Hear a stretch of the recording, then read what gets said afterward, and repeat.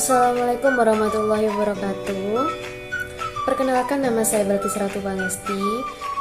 Saya dari Prodi S1 Kebidanan semester 2 dengan nomor NIM 12300220030. Di sini saya akan menjelaskan biolistrik praktikum 6, biolistrik praktikum 7 mengenai sel saraf dan jantung.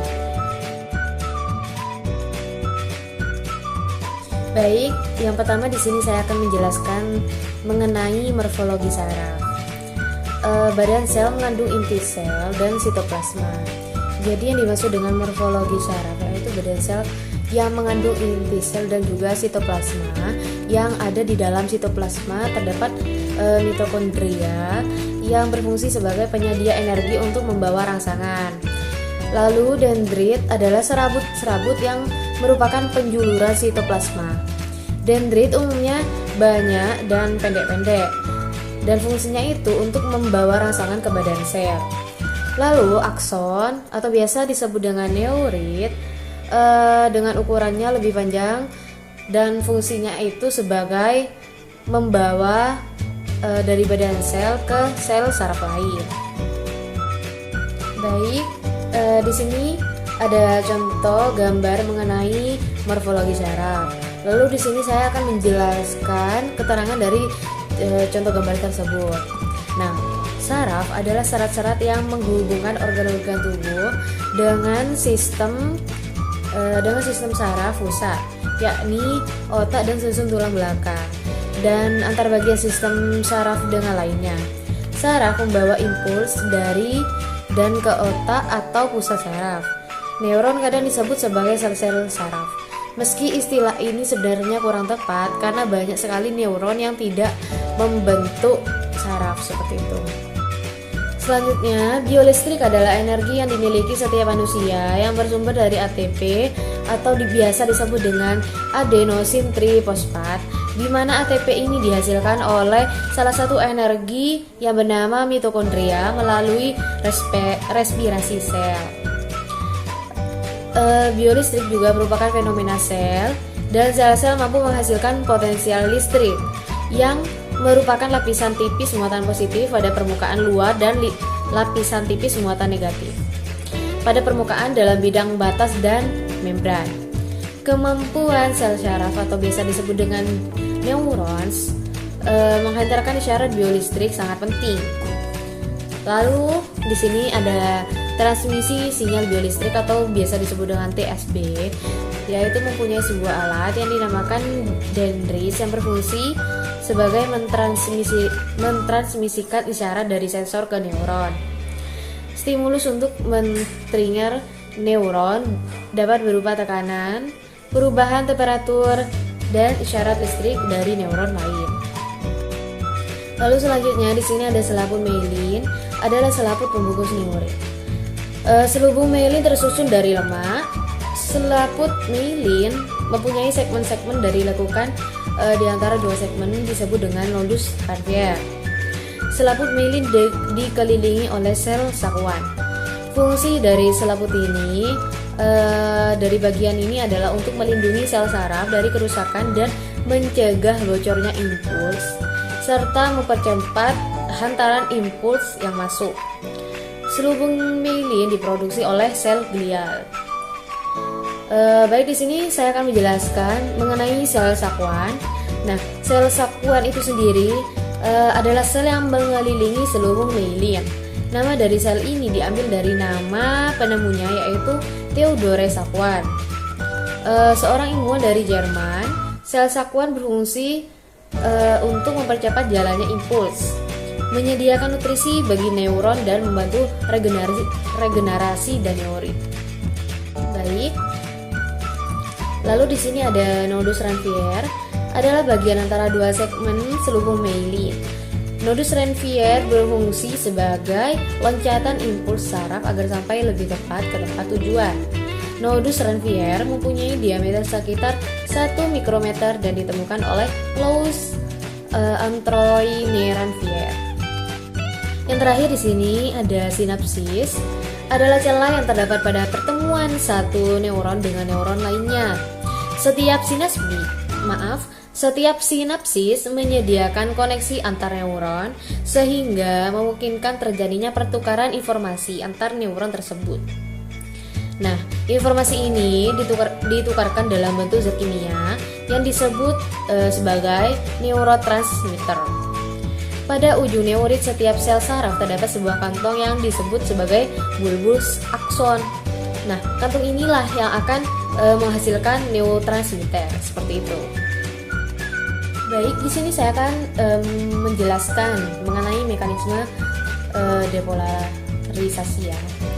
Nah, mekanisme depolarisasi adalah perubahan di dalam sel di mana sel mengalami pergeseran distribusi muatan listrik sehingga menghasilkan muatan negatif yang lebih sedikit di dalam sel.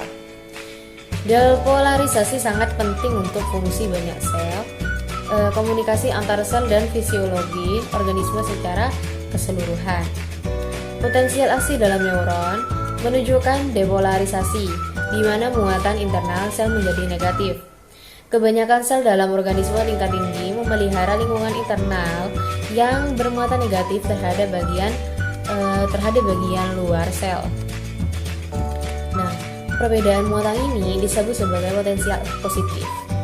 Pergeseran dari potensial membran negatif positif terjadi selama beberapa proses, termasuk potensial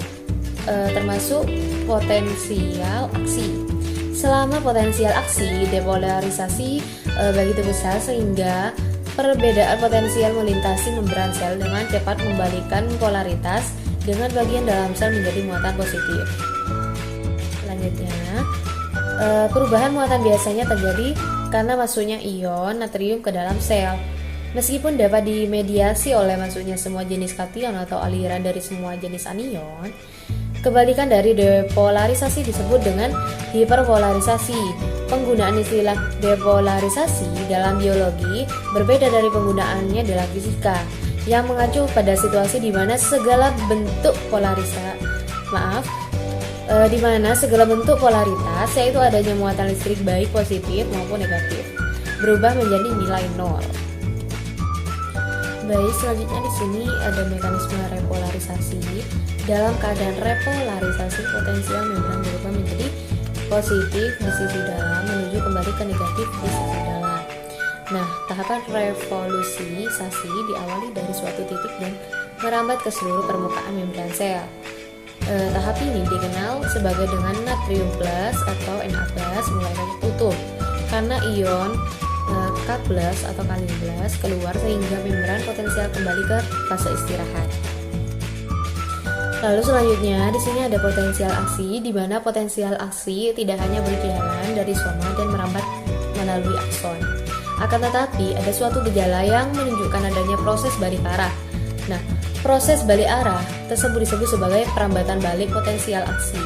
Perambatan balik potensial aksi terjadi sepanjang akson menuju dendrit yang disebabkan adanya konduktif aktif dan memicu adanya lonjakan tegangan kedua pada dendrit yang berasal dari inisiasi potensial aksi dari akson.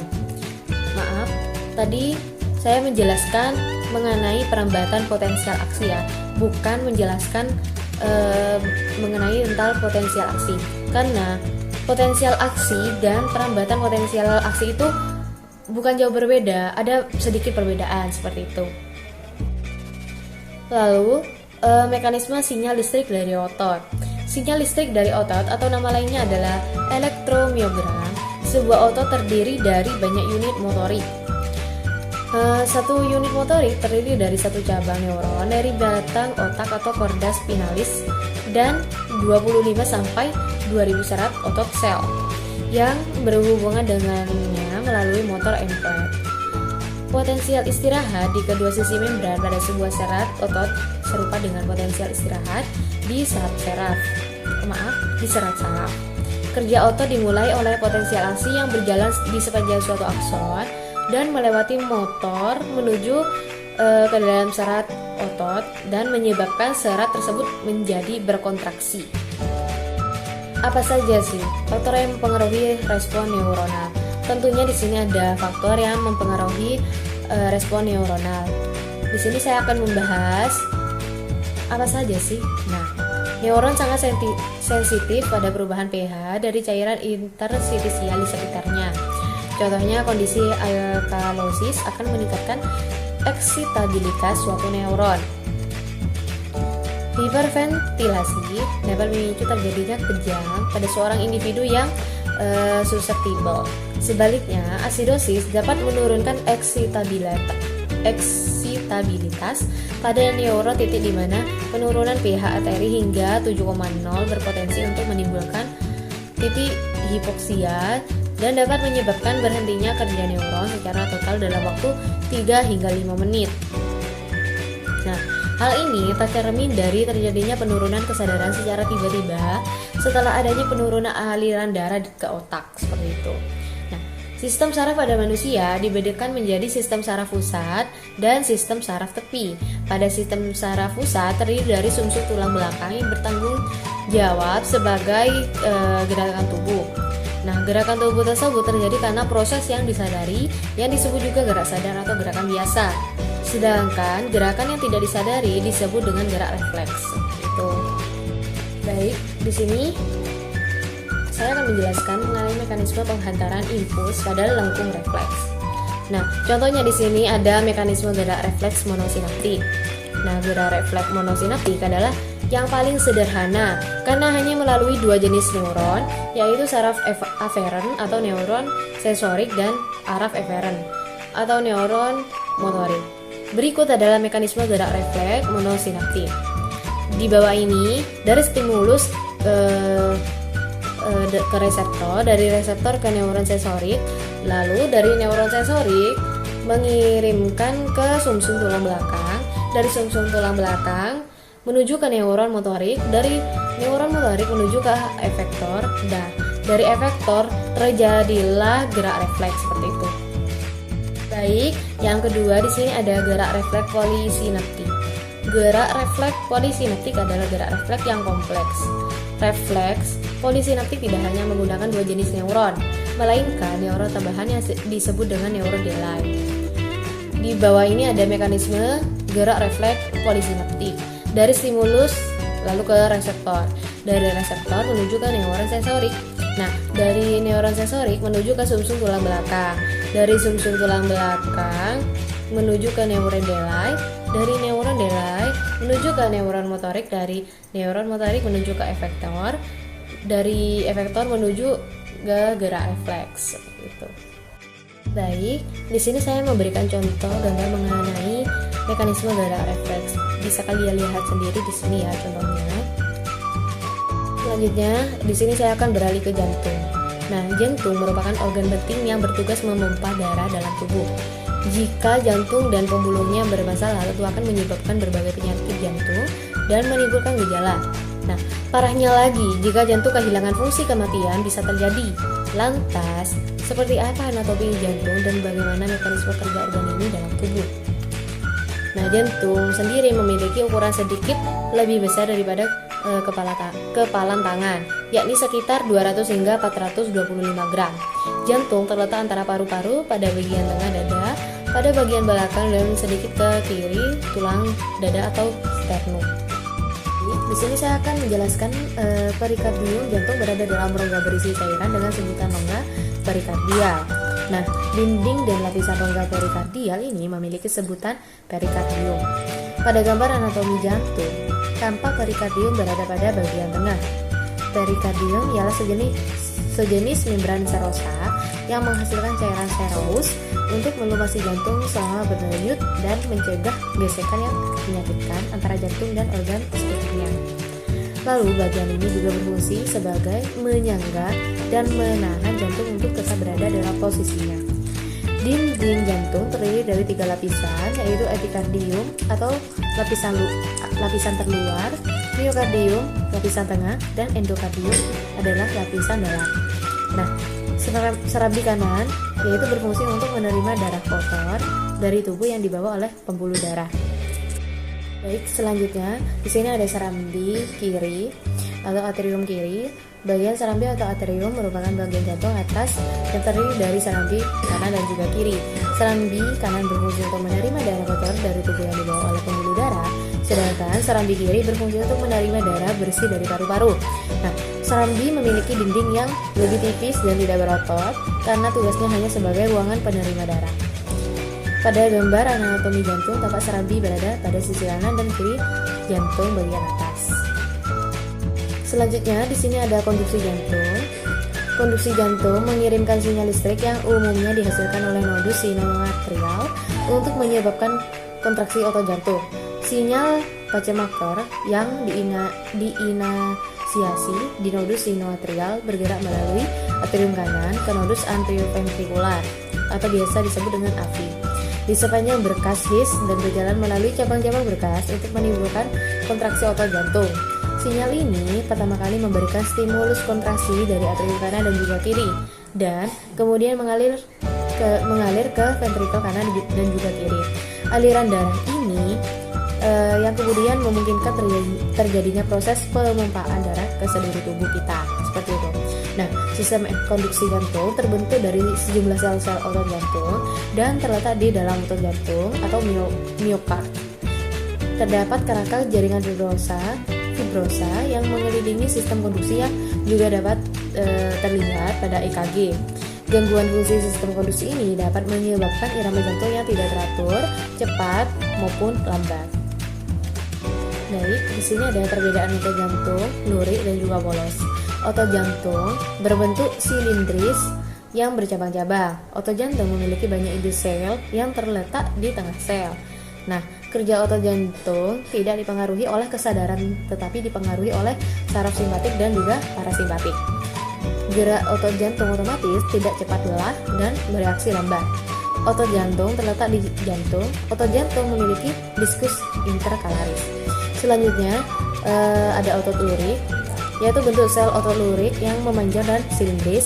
Otot lurik memiliki banyak inti sel yang terletak di tepi sel. Kerja otot lurik dipengaruhi oleh kesadaran. Nah, gerak otot lurik cepat, tidak teratur, dan juga cepat lelah. Otot lurik melekat pada rangka. Otot lurik tidak memiliki diskus interkalaris.